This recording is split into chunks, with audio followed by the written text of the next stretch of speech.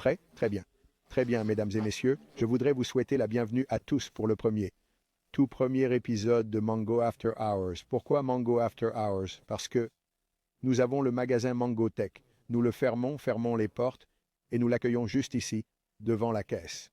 C'est pourquoi c'est Mango After Hours. Le tout premier invité du Mango Podcast sera Josh Barker. Pourquoi Josh Barker? Parce que Josh Barker sera toujours un invité d'honneur, car il est le directeur de la culture à l'installation Miami Mango. Quoi de neuf, Josh? Qu'est-ce qui se passe? Comment ça va? Tu vas? Ça fait longtemps. Oui, quelques heures. Quelques heures. Alors parle un peu de toi aux spectateurs. Je viens d'El Centro, Californie, né et élevé dans la partie sud profonde de la Californie, dans le désert.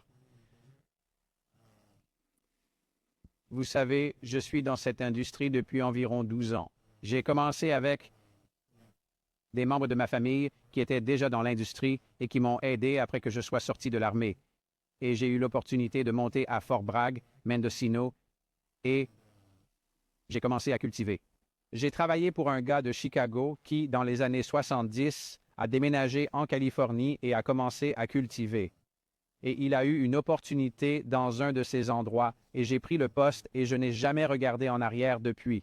Vous savez, 15 lampes à l'arrière de l'endroit, sur 2 acres sur la côte. Je ne pouvais pas laisser passer ça, vous savez. Qui ne voudrait pas vivre sur la côte californienne et apprendre à cultiver? À l'apogée, à l'âge d'or, vous savez, c'était comme en 2012, 2013. Alors, j'ai passé un bon moment là-bas.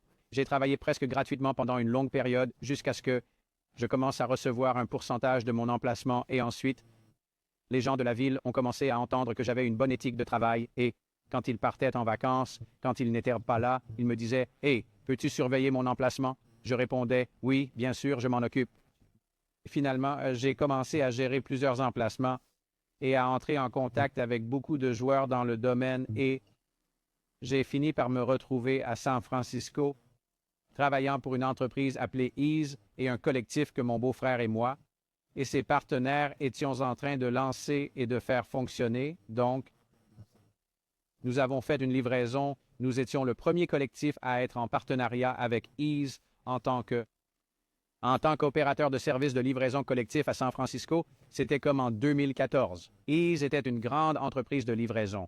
Oui, ils étaient énormes. Ils avaient le propriétaire à l'époque, Keith.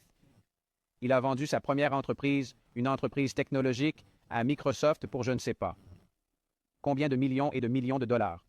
Et il a tout investi dans ce service de livraison de cannabis et leur principal argument était « Nous allons vous livrer un 8e dans un délai que j'oublie, mais peut-être comme 15, 20 minutes ou quelque chose comme ça. » Et si vous disiez comme Et comme Domino's Pizza. c'était facile et ils avaient aussi tellement de capital qu'ils faisaient cette promo gratuite de 35 dollars de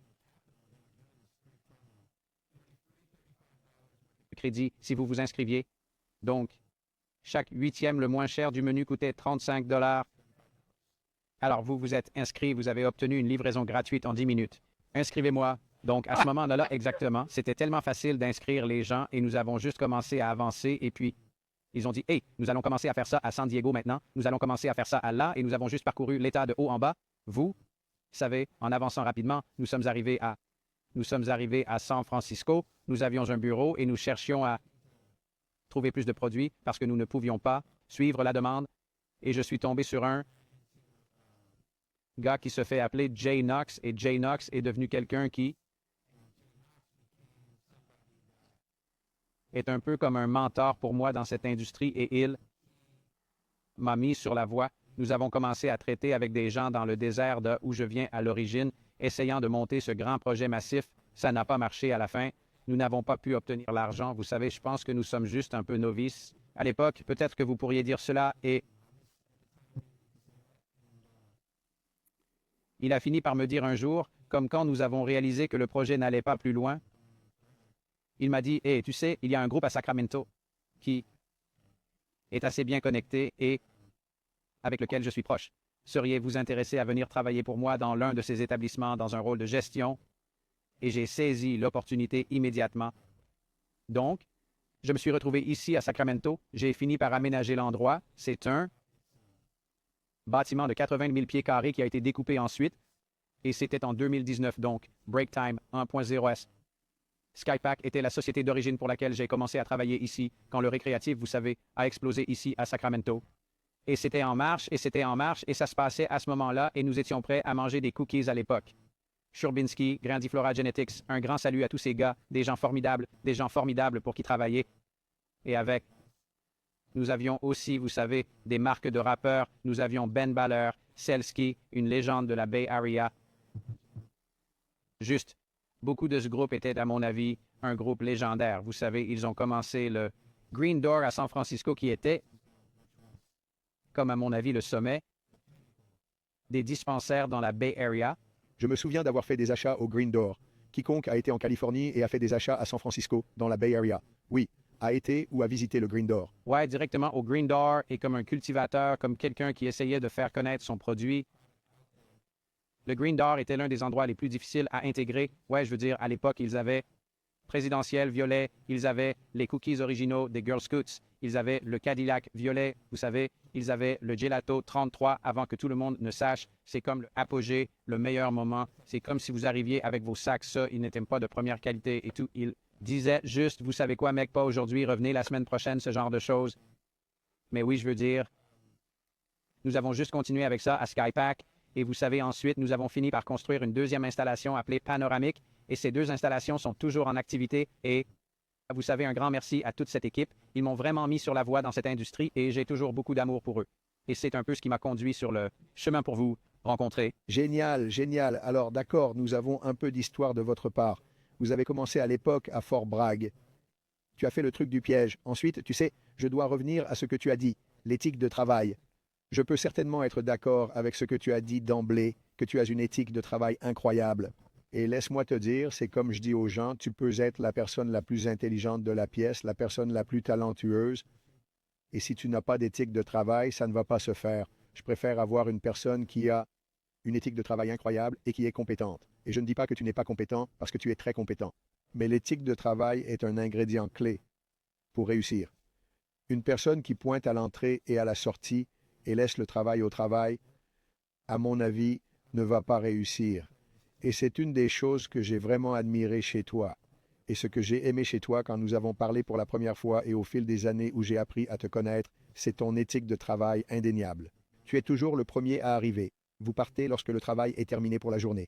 Et vous ne cherchez pas seulement à pointer. Donc je peux certainement admirer cela chez vous. Et je crois que j'ai les mêmes motivations. Je pense qu'il faut cultiver le cannabis, cette industrie, quiconque s'y est lancé, juste pour l'argent. Et puis, évidemment, nous aimons tous l'argent. L'argent n'achète pas le bonheur, mais il résout beaucoup de problèmes. Et l'argent vous permet de faire des achats et d'avoir les belles choses de la vie et de fournir des choses pour votre famille. Mais si vous n'avez pas la motivation de travailler, travailler, travailler, travailler, travailler, travailler 7 jours sur 7, vous n'allez pas réussir dans l'industrie. Les plantes ne se soucient pas si c'est Thanksgiving, elles ne se soucient pas si c'est Noël, elles ne se soucient pas si c'est le Nouvel An, elles ne se soucient pas si vous vous êtes disputé avec votre petit ami la veille, si vous êtes sorti et avez bu, ils ne s'en soucient pas vraiment, ils font leur truc 24 heures par jour, 365 jours par an.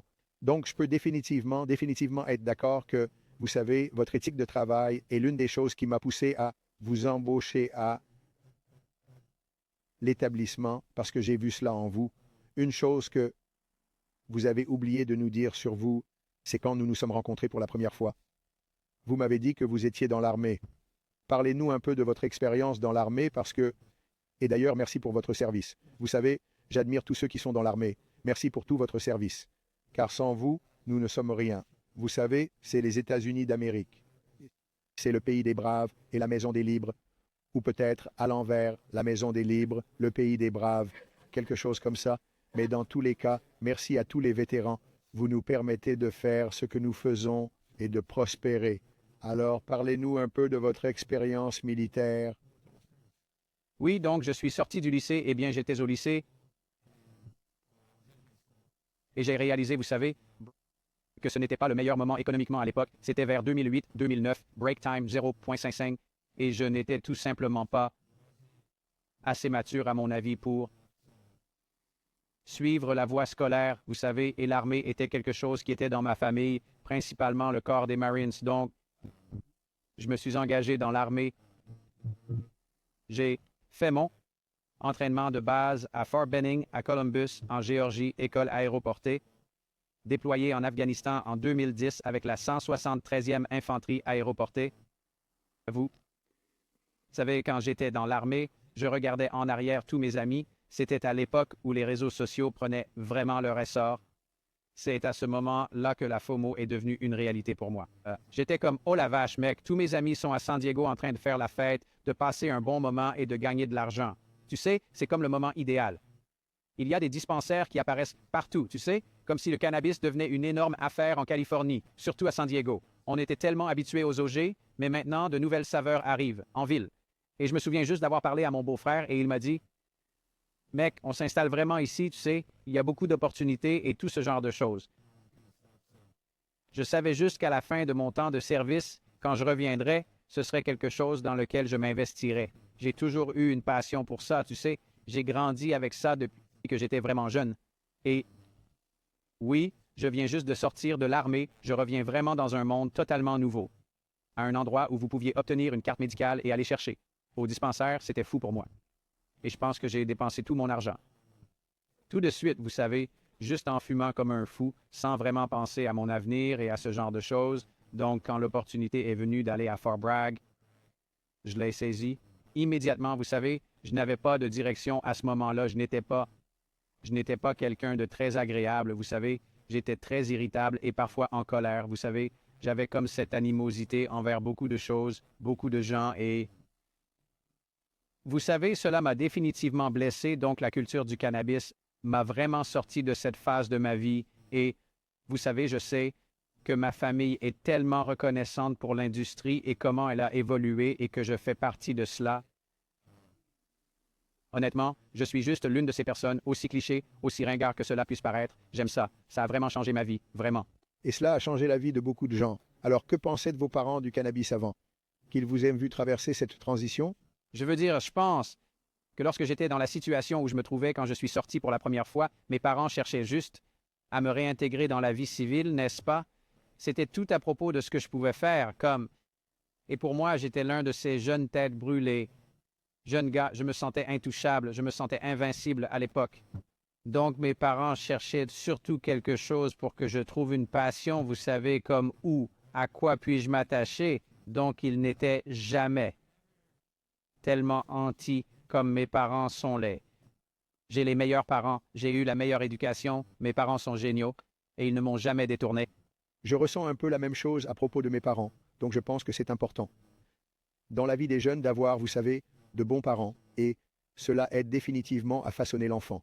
Ce n'est pas infaillible, mais je ne pense pas avoir jamais entendu cela de votre part, que vos parents, vous savez, étaient une telle influence. Vous savez, je ne pense pas que nous en ayons jamais discuté. Ouais, cool, tout ce que vous savez comme mes parents, ils m'ont toujours soutenu dans tout ce que je fais, évidemment, sauf les mauvaises choses. Vous savez, ils étaient... Mais et nous avons tous eu des moments. Bien sûr, nous en avons tous eu. Il n'y a personne, il n'y a pas d'ange ici. Ouais, non, ma mère était juste comme les temps changeaient. Vous savez, juste quand je suis entré, vous savez, les 5 premières années ou à peu près, n'étaient pas nécessairement comme les plus propres. Vous savez, en ce qui concerne l'industrie, mais maintenant, c'est complètement changé. Vous savez, et comme j'ai la capacité de subvenir aux besoins de ma famille et de faire les choses que la plupart des gens feraient avec une carrière régulière, c'est une carrière régulière à ce stade. C'est 100%. Et je veux aborder le sujet militaire parce que lorsque nous nous sommes rencontrés pour la première fois, et nous reviendrons sur comment nous nous sommes rencontrés, mais j'aime bien les personnes qui sont dans l'armée. Bref, je suppose, faute d'un meilleur terme, que ce n'est peut-être pas le meilleur terme, pas institutionnalisé, mais les personnes qui ont réussi dans l'armée. Vous savez, elles avaient une structure. Vous voyez ce que je veux dire? Vous vous leviez à cette heure-là. Voici ce que vous deviez faire. Il y avait de l'ordre. Il y avait, vous savez, un emploi du temps. Et j'ai l'impression que vous gérez de la même manière. Pas l'aspect militaire, mais vous gérez l'établissement un peu de la même manière. Vous êtes là tôt, vous parcourez les salles. Vous mettez en place le planning de tout le monde. Vous examinez tout. Et puis quand nous nous sommes rencontrés pour la première fois, quand vous m'avez dit que dans l'armée, vous savez, il y avait un gars, quand je grandissais en Californie, il était dans l'armée. Il était un CB. Je pense que c'est une chose de la marine. Ils sortent et ils construisent les trucs. En gros, des entrepreneurs militaires pour la marine, ils construisent toutes sortes de trucs là-bas. Vous savez, les CB ont construit toutes les huttes dans lesquelles nous vivions sur notre base en Afghanistan. Vous savez, comme ils sont impressionnants, ils sont l'une des meilleures parties de la marine. Oui, Et Destin, à l'époque, c'était le monsieur qui travaillait pour moi à l'époque avec un piège en Californie. Et il se levait tôt le matin, il travaillait jusqu'à ce que le travail soit terminé. Il ne cherchait jamais à dire « évidemment, c'était un piège, il n'y a pas de pause » ou une certaine heure pour le déjeuner ou les RH ou quelque chose comme ça. Mais il avait une éthique de travail exceptionnelle. Il arrivait le premier, vous savez, partait le dernier. Donc, j'ai un peu appris cela. Et puis, j'ai eu quelques amis dans l'armée et ils ont réussi. Et j'ai toujours remarqué cela chez eux, qu'ils étaient organisés et avaient une grande éthique de travail. Comment nous sommes-nous rencontrés? Comment nous sommes-nous rencontrés? Dites aux téléspectateurs comment nous nous sommes rencontrés. Comment avons-nous fait? j'avais un ami. Je venais de conclure une très bonne affaire pour ma précédente entreprise et j'avais un ami qui m'a emmené manger un steak après. Vous savez que j'aime mon steak, Oh, nous n'est-ce tous. pas? Et, et il était juste comme, eh bien, je parlais des lumières, parlons de nos lampes de culture que nous avions à l'installation et comment vous savez le réglage du spectre et l'avenir de l'éclairage. Et il était comme, vous déjà entendu parler de ce gars, Miami Mango, je n'avais jamais entendu parler. Il était comme, eh bien, il a une installation probablement à 150 mètres de la vôtre et il a ses lumières de croissance, vous devriez aller les voir. Alors, je vous ai contacté sur Instagram et j'ai dit, je suis le directeur général d'une installation dans la rue, intéressé par des lumières. Vous savez, me permettriez-vous de venir visiter votre installation? Et vous avez dit, venez. Et j'ai parcouru l'installation avec vous ce premier jour et je pense que nous avons juste commencé à parler et à pointer des choses. Et vous savez, je pense qu'à ce moment-là, vous avez peut-être compris que j'avais une certaine connaissance des systèmes à double niveau, de l'éclairage LED et des choses comme ça. Et vous m'avez demandé de revenir une autre fois après et je continuais à revenir. Et à l'époque, vous savez, je ne comprenais pas toute l'étendue des possibilités avec Trollmaster et ThingGrow et tout ce qui va avec. Tu sais, je pense que c'était une excellente décision. Quoi de neuf, les gars? J'aimerais profiter de ce moment pour remercier nos sponsors actuels. Tout d'abord, je tiens à remercier Trollmaster. Trollmaster est le roi de l'automatisation. Rien de comparable dans le monde. C'est vraiment l'avenir de l'agriculture intelligente. Nous tenons également à remercier ThinkerLED, le roi de l'ajustement du spectre. Haute technologie, rendement élevé. Enfin, mais non des moindres, je tiens à remercier Mango Juice. Si vous ne pressez pas, vous êtes transparent. D'accord? L'une des choses que j'essaie de me souvenir quand nous avons visité l'installation pour la première fois, c'est que tu es venu me voir sur Instagram. Et je dois te dire, j'ai construit cette installation, ça semble être une éternité. Et j'ai documenté la construction de l'installation pendant longtemps. Et cela a pris beaucoup de temps, mais les gens ne comprennent pas qu'il faut autant de temps pour construire une installation de cette taille et envergure, et aussi complexe. Mais les gens ont commencé à se moquer de moi. Est-ce que ce type va finir par terminer ce projet? Il ne mettra jamais de plantes là-dedans. Il le fait juste pour le spectacle. Et cela a pris autant de temps. Le fait est que je l'ai documenté de si près, que cela a semblé durer une éternité. C'est un peu comme quand une femme tombe enceinte. Pour elle, c'est une éternité et pour le mari aussi. Tout le monde se dit « Waouh, tu as déjà eu le bébé ». Alors, j'ai mis des gens sur le site et cela a semblé prendre un long moment. Pendant tout le temps où j'ai construit cet endroit, j'ai interviewé beaucoup de gens dès les premiers mois où j'ai commencé à couper le béton au sol.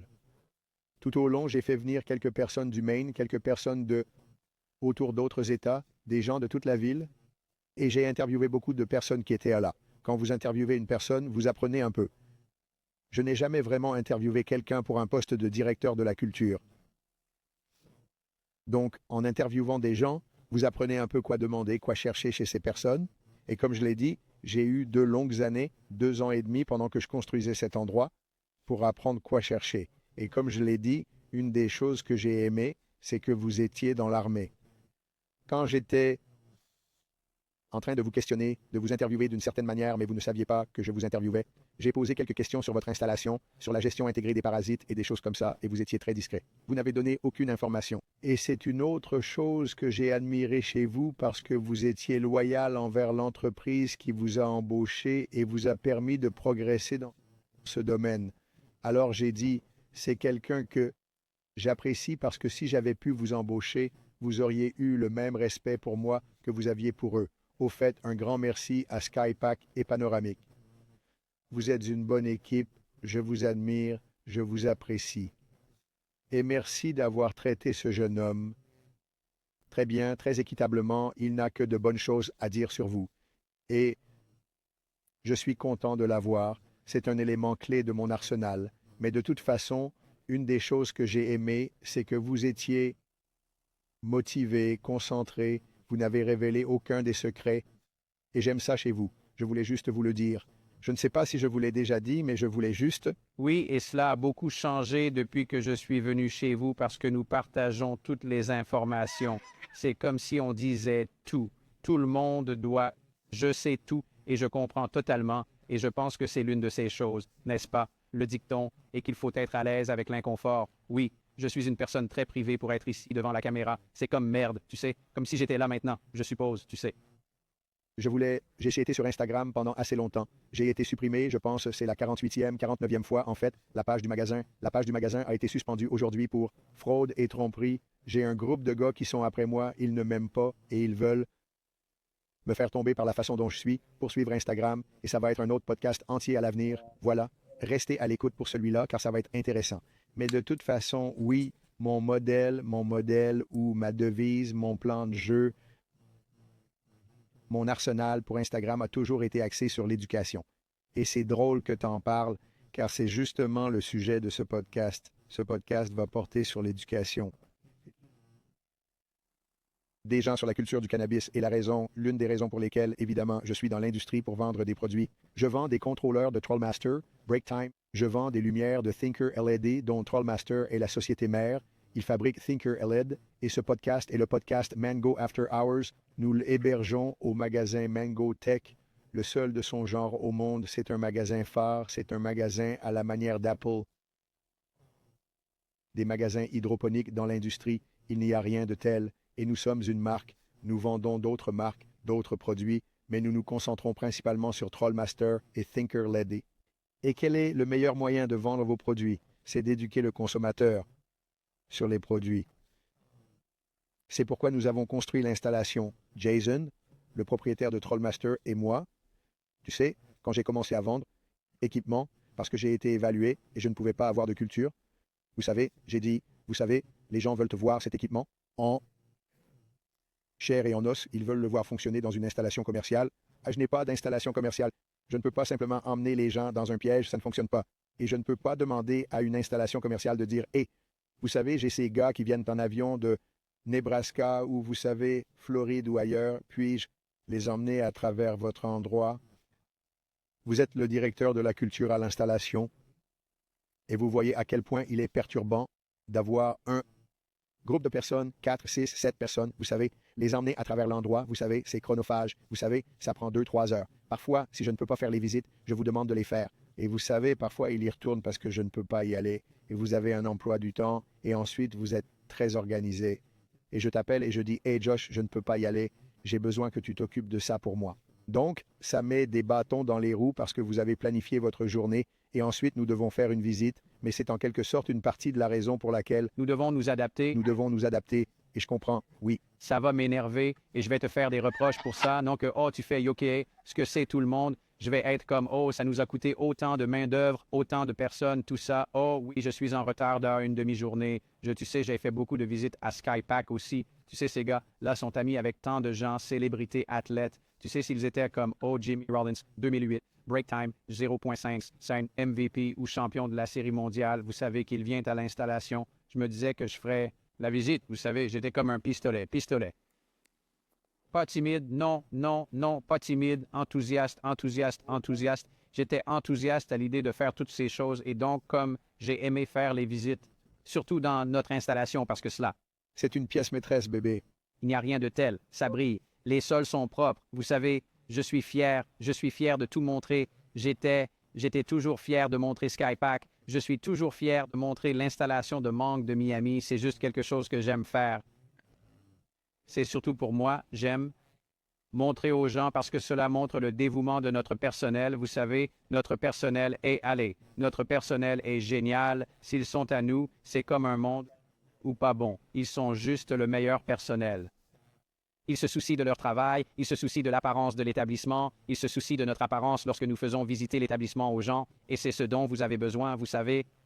la plupart de ces établissements. Vous savez, vous avez beaucoup de ces jeunes qui entrent dans le jeu, ou vous avez des gars qui avaient peut-être un petit coin chez eux, ou vous savez, quelques lumières ici et là, ils viennent dans les établissements. Et ils veulent apporter des changements massifs. Ils veulent faire toutes ces choses. Ils accumulent de l'animosité envers vous lorsque vous ne faites pas les choses à leur manière, ou ils veulent, vous savez, je pense que je pourrais faire cela mieux. C'est quelque chose qui arrive tout le temps dans ce jeu Mars, là. Oui, notre personnel. Ils sont vraiment entièrement dévoués. Ils sont vraiment entièrement dévoués, juste pour s'assurer qu'ils font le meilleur travail possible. Et c'est pourquoi nous les traitons comme nous le faisons. C'est pourquoi les gens vous suivront, vous savez, et quand nous construisons une autre installation, ils voudront venir. Là-bas, je veux dire que les gens viennent littéralement frapper à notre porte pour une journée. Nous le faisons littéralement. Les gens viennent frapper à nos portes parce que les gens disent, les gens parlent et leur disent, « Hey, vous voulez aller travailler pour ces gars-là? Ils traitent bien leurs employés, ils ont une belle installation, c'est propre. » Je veux dire, nous avons un personnel qui nettoie juste l'installation. Je veux dire, certaines personnes disent que c'est exagéré, mais vous savez quoi, tout comme vous le dites, vous savez si un endroit est propre et que vous en êtes fier, alors vos employés qui y travaillent avec vous en sont fiers et ils veulent le garder propre parce qu'ils l'aiment et ils sont dessus. Et je veux dire, on ne laisse rien passer. Je veux dire, c'est sûr, on pourrait presque, comme les gens passent, on pourrait presque manger par terre ici, vraiment. Eh bien, c'est sûr, on pourrait. C'est la raison pour laquelle c'est propre comme un sous-neuf. Je pense que pas là, je l'ai vu passer la serpillière dans l'allée centrale probablement 4 ou 5 fois par jour. Chaque fois que j'y entre, elle nettoie ce sol. porte. Si vous passez et que vous éraflez son sol ou que vous faites quelque chose, elle est furieuse. Et je ne veux pas la mettre en colère, je m'excuse pour rien. Je passe comme, oh mon Dieu, je marche sur la pointe des pieds, comme je suis désolé. Oui, non, elle est la meilleure au point où elle fait ça au magasin de technologie de la Mangue. Vous savez qu'elle nettoie aussi de cette façon ici, chaque fois qu'il est génial et elle aime son travail, elle nettoie aussi votre maison, elle est venue, j'ai fait un bon travail, excellent travail. Oui, merci Paula, oui, voilà, elle est géniale.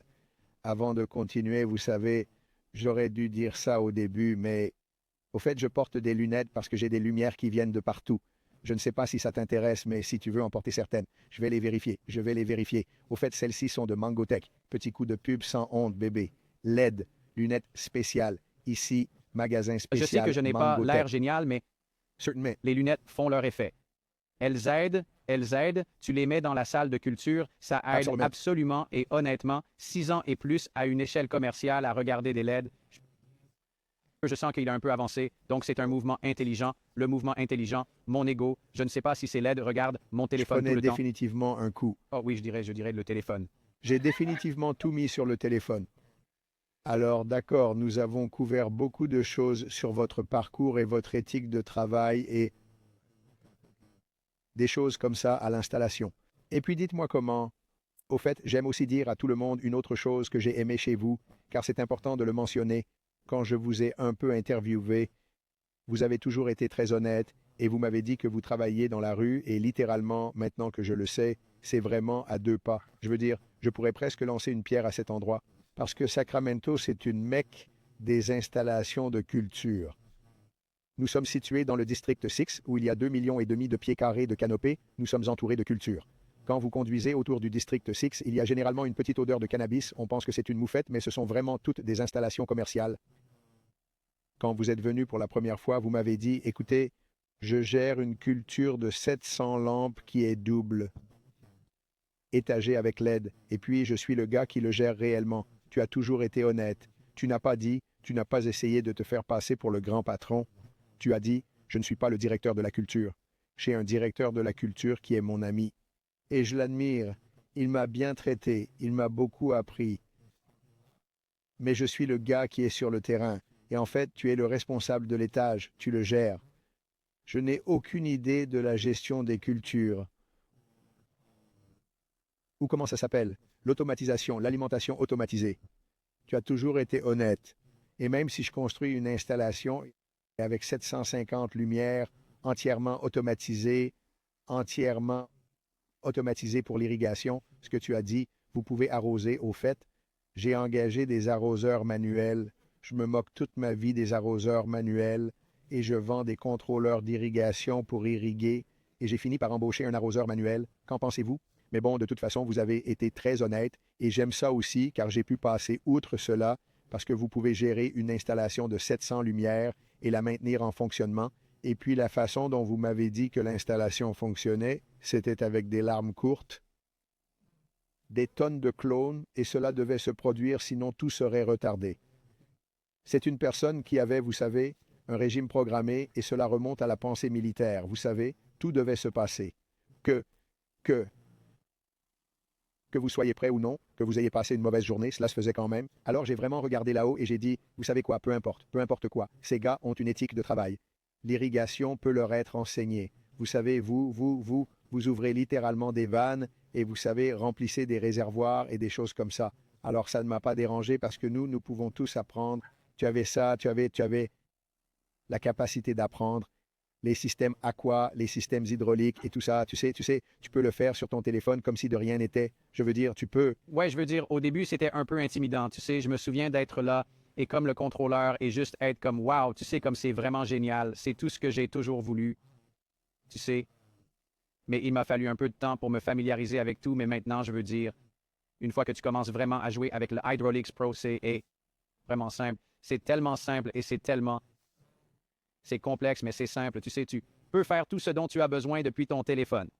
Tu sais, tu peux tout faire et je pense juste aussi avoir des gens comme votre fils Tyler, vous savez, m'aider au début parce que Tyler connaissait à peu près tout sur ses contrôleurs aussi. Comme toute question que j'avais, j'allais la poser à Tyler. Dieu est un homme d'ailleurs. Il a un peu dépassé beaucoup de choses. Je ne sais pas. Ne lui donnez pas trop de crédit. Encore jeune, encore un jeune homme. Ce gamin est venu à l'établissement. J'ai protégé mon enfant d'ailleurs. Je veux dire, je faisais passer des tests de dépistage de drogue à ses enfants parce que je ne voulais pas qu'ils suivent mes traces. Et puis quand j'ai dit, hey, tu sais quoi, je déménage en Californie. Tu peux soit rester ici en Floride et tu sais continuer à aller à la plage, jouer au volleyball, et tu sais être serveur le soir ou tu peux aller en Californie. Mais en Californie, ça va changer. Tu sais, ça va être structuré. Tu sais, tu vas devoir travailler avec eux. Il a déménagé en Californie et n'avait jamais été dans une salle de culture de sa vie. Ah, je ne sais pas, environ 20 ans ou quelque chose comme ça. 20 et 1 an. Et je l'ai mis dans la croissance et puis j'ai dit, tu sais, tu vas accrocher ces lumières et tu sais, tu vas câbler. Et puis je me souviens être allé à la salle des mamans et il a pratiquement installé toutes ces lumières pendant un été ou quelque chose comme ça. Et je dirais, non, c'est la gestion des câbles, coupe tous ces colliers de serrage, tu dois le faire de cette façon, fais-le de cette manière. Et maintenant, je vois qu'il a appris ça de moi et maintenant il l'inculque et puis l'inculque. Et il fait le support technique pour le magasin. Il est en fait le responsable du magasin Mango Tech. Ce magasin, il est le responsable ici. Et il fait le support technique pour tous les VIP, tous les VIP. Alors, allez-y et racontez-nous un peu plus sur, vous savez, comment pensez-vous que cette installation, l'installation de Miami Mango s'est améliorée? Votre jeu de cannabis aux spectateurs? Eh bien, je pense que vous avez beaucoup de contacts, n'est-ce pas? Donc, j'ai eu une expérience directe avec des gens comme Sean de Demeter, n'est-ce pas? Chris de Dosatron. Vous savez, ces types de personnes qui ont toutes les connaissances et ils sont si disposés à les partager avec vous et moi en tant que votre directeur, je pense que le fait d'avoir ces personnes pour apprendre m'a beaucoup aidé et évidemment, beaucoup de tests, beaucoup d'essais et d'erreurs. Vous savez côte à côte beaucoup de choses que je ne voulais pas faire. Vous savez, je disais non, non, non, non, ce n'est pas la bonne façon. Vous disiez juste fais-le, fais-le et nous l'avons fait. Et ce que cela a fait, c'est que cela m'a forcé à apprendre pourquoi. Beaucoup des raisons pour lesquelles vous savez pourquoi est-il si important d'avoir votre VPD au point. Vous ne pouvez pas faire de changements basés sur des variables incohérentes. N'est-ce pas? Vous voyez une carence sur une plante et tu te dis, oh, eh bien, c'est faible en potassium, mais est ce faible en potassium parce que tu ne lui donnes pas de potassium ou est-ce que cela montre cette carence parce que ton VPD est super génial? Tu sais ce que c'est vraiment comme quoi?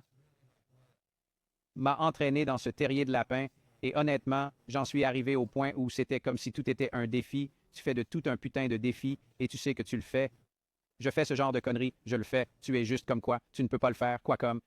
Tu es le gars, qu'est-ce que tu veux dire? Je suis ce gars et je suis juste comme ce connard. Bien sûr, maintenant, je dois vraiment le faire. Tu sais, tu me mets au défi comme ça, je suis comme, ouais, maintenant, je dois le faire. Et puis, et tu sais, la partie éthique de travail ici est comme, si tu n'as pas l'expérience ou l'éducation derrière quelque chose, mais que tu es dans le rôle, la seule chose que tu ne peux pas être, c'est au travail. Tu dois travailler plus dur que tout le monde. La seule chose que tu ne peux pas feindre dans cette vie, c'est ton effort, parce que tout le monde le voit. Tout le monde voit ça. Et je n'allais pas rentrer chez moi en premier. Je n'allais pas être ce type. J'étais comme mec, non. Comme si j'avais l'opportunité d'être réalisateur maintenant, n'est-ce pas, dans une période de 5 ans.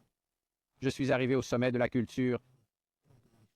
D'accord, eh bien, j'étais dedans. Je cultivais depuis plus longtemps que ça, mais en ce qui concerne une installation de culture légale commerciale à grande échelle, tu sais, à la 5e année, j'étais maintenant directeur et j'étais comme, Je serais sacrément damné si je perdais ce type de poste. Tu peux jurer que je n'avais pas travaillé assez dur. Tu sais ce que je veux dire. Imagine ça. Imagine dire à ton enfant, ouais, j'étais directeur de la culture, mais j'ai, break time, travaillé dur. Ouais, merde, c'est qu'il n'y a pas de putain, ça n'arrivera pas, tu sais. Et c'est comme ça que j'étais, tu sais. C'est pourquoi je suis très honnête. Je suis comme yo, je ne sais rien à ce sujet. La même chose que je t'ai dit à propos de l'arrière-plan. Travailler correctement, et tu sais, une des raisons pour lesquelles j'ai pu avoir le temps et la liberté, et j'ai consacré beaucoup de temps à apprendre. Maîtriser le contrôle pour apprendre le pilotage des cultures, pour apprendre le réglage du spectre LED, tout ce qui venait avec. L'installation était parce que j'avais un partenaire comme Sky, qui s'occupait de toutes les autres merdes. Pour moi, tu sais, que ce soit la métrique, la conformité des papiers, il venait à mon bureau et il disait, yo, ce truc OSHA, ici, je vais te mettre en place avec ça. J'ai besoin que tu fasses ça. Tu sais, et je le faisais. Tu sais, Sky est comme yo, Calag. Tu sais, tu dois t'enregistrer avec Cal. Je vais obtenir ta licence d'applicateur de pesticides, tout ça. J'étais comme d'accord, je t'ai compris. J'étais un débutant en tant que réalisateur, vous savez, en tant que responsable de plateau, en tant que directeur général. Vous n'avez pas nécessairement besoin de toutes ces choses, n'est-ce pas? Donc, c'était comme quelqu'un qui me mettait au courant. C'était Sky quand il s'agissait de ce genre de choses. Donc, merci à Sky parce qu'il m'a donné l'opportunité et la liberté d'apprendre tout ça, car il savait que j'avais besoin de l'apprendre. C'était comme, voici ton opportunité, tu ferais mieux de le faire correctement et de le faire rapidement. Au fait, pour ceux qui ne le savent pas, Sky est le directeur des opérations de l'installation Miami Mango. Il est également venu à moi via Instagram, ce qui me vaut beaucoup de demandes, des tonnes de demandes de personnes qui veulent un emploi, et très peu de personnes attirent jamais mon attention sur Instagram. Et Josh et Sky étaient deux de ceux qui se sont démarqués au fil des ans et ont eu une chance. À leur poste, ils assurent tous les deux comme des pros dans leur domaine respectif. Vous savez, l'un d'eux s'occupe de la culture. C'est Josh, et l'autre gars s'occupe de tout l'aspect juridique. Vous savez, métrique, assurance, vous savez, tout ça, ce genre de choses. Donc, un grand merci à Sky parce qu'il fait son travail très bien. Donc, je pense que tu es aussi enthousiaste que moi de pouvoir être co-développeur de produits pour Trollmaster. Comme tu le sais, c'est une partie vraiment géniale du boulot. C'est l'un des meilleurs aspects. C'est définitivement gratifiant de pouvoir parler de quelque chose dont l'industrie a besoin.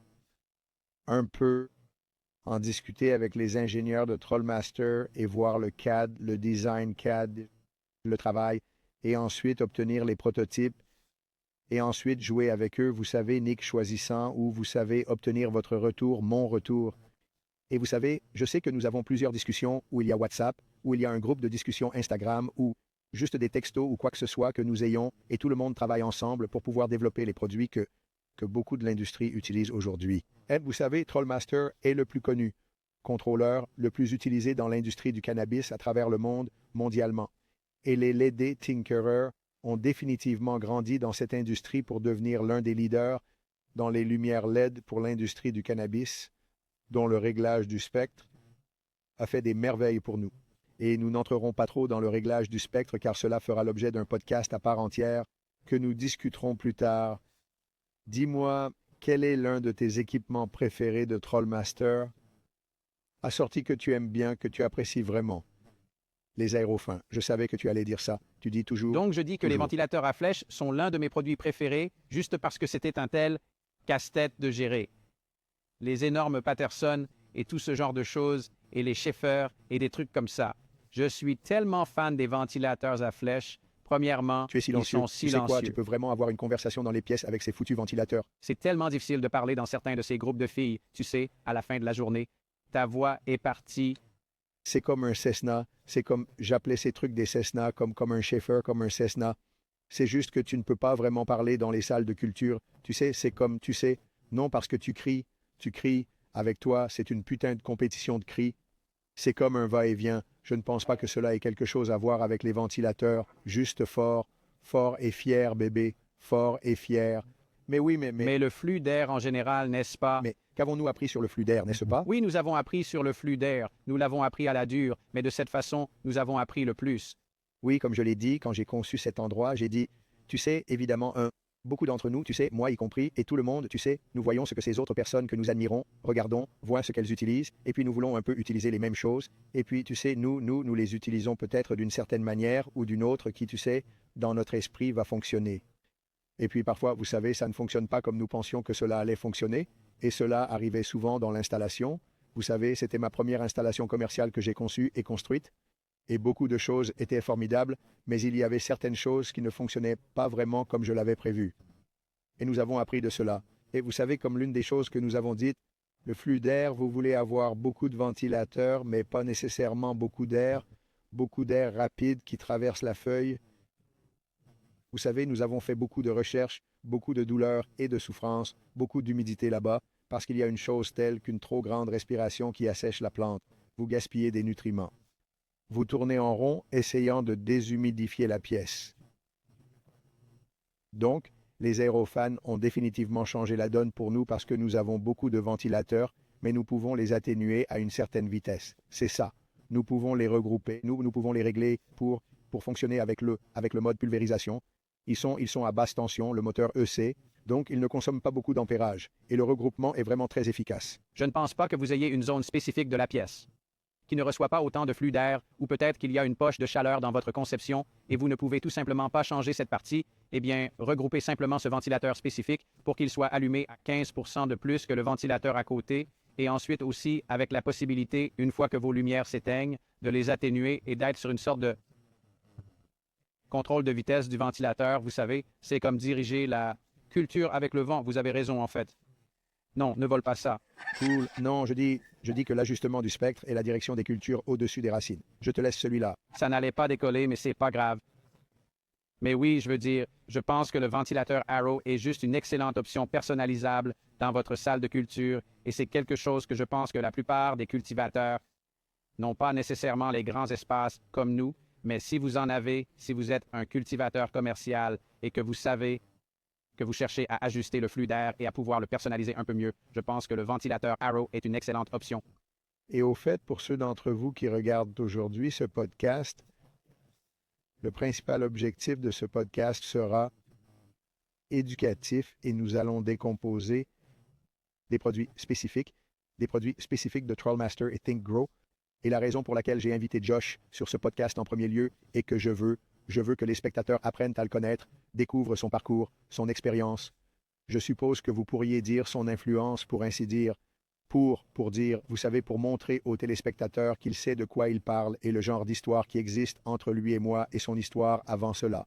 Mais nous allons, comme pour l'instant, vous voyez beaucoup de, vous savez, de cannabis Miami Mango, parce que c'est un peu, nous parlons de l'installation Miami Mango, culture, vous savez, herbe, vous savez, leur emballage, mais finalement, nous allons décomposer des pièces d'équipement, certaines pièces d'équipement.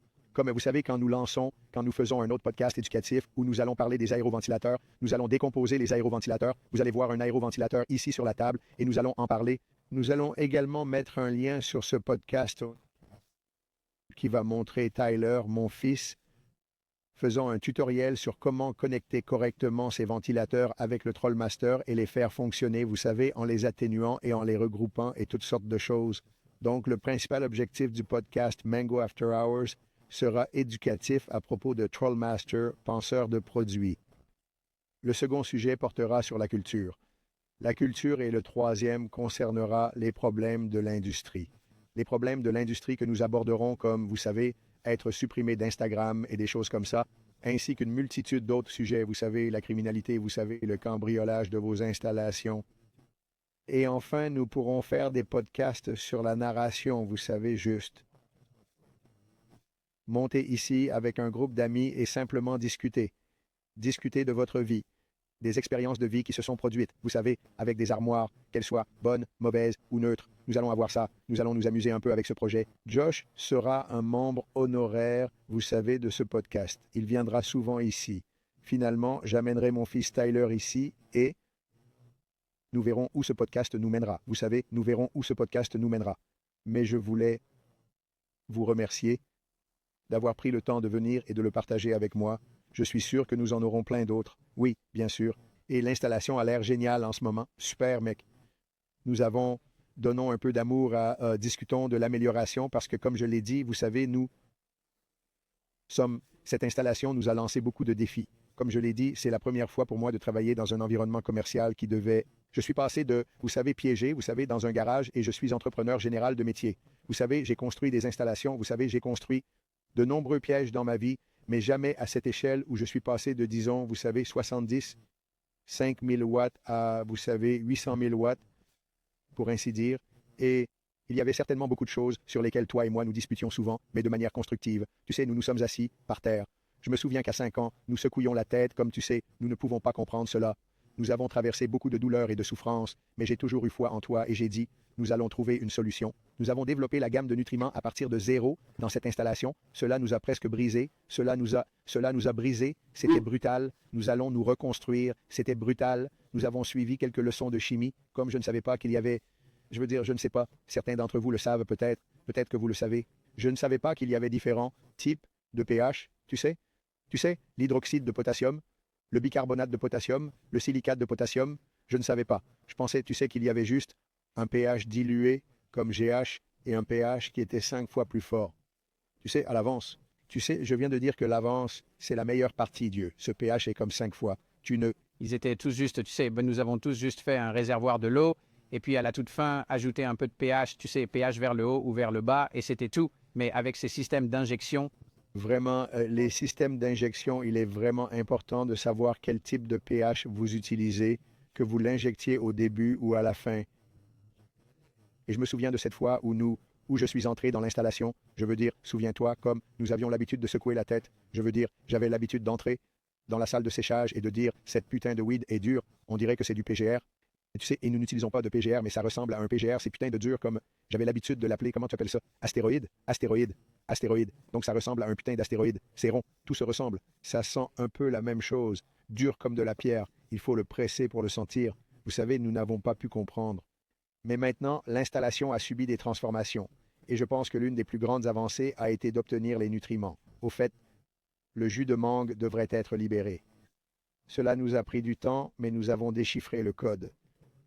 Et l'herbe est douce, elle est florale, elle a de la structure. Elle a différentes couleurs, différentes nuances. ouais. Mais c'était difficile.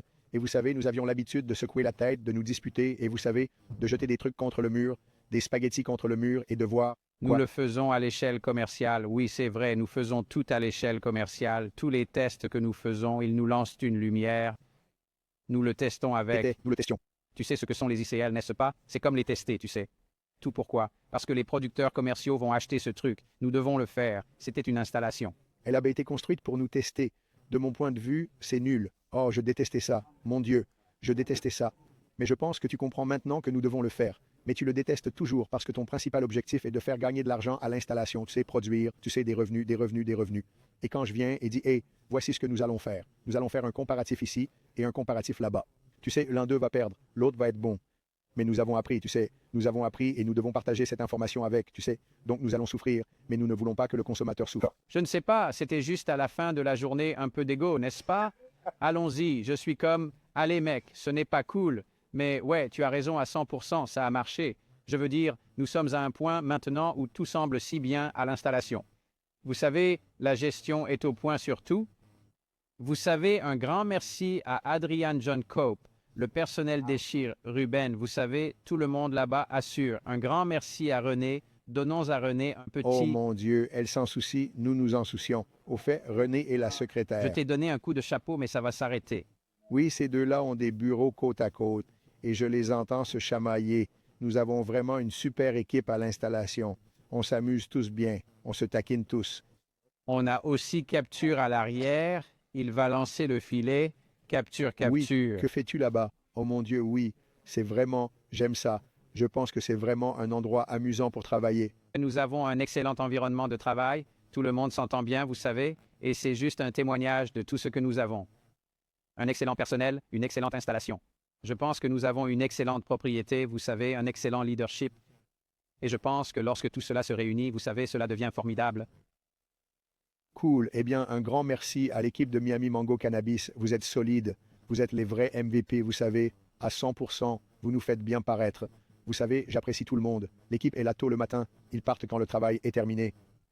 Donc, j'apprécie vraiment l'éthique de travail et tous ceux qui mettre les pieds dans cette installation.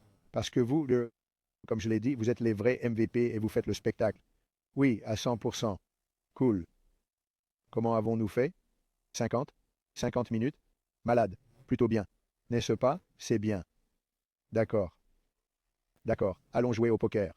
Les gars, j'aimerais profiter de ce moment pour remercier nos sponsors actuels. Tout d'abord, je voudrais remercier Tromaster. Tromaster est le roi de l'automatisation. Rien d'autre comme ça dans le monde. C'est vraiment l'avenir de l'agriculture intelligente. Je voudrais également remercier Thinker LAD, le roi de l'ajustement du spectre. Haute technologie. Haut rendement. Enfin, et surtout, je voudrais remercier Mango Juice. Si vous ne faites pas de jus, vous êtes transparent.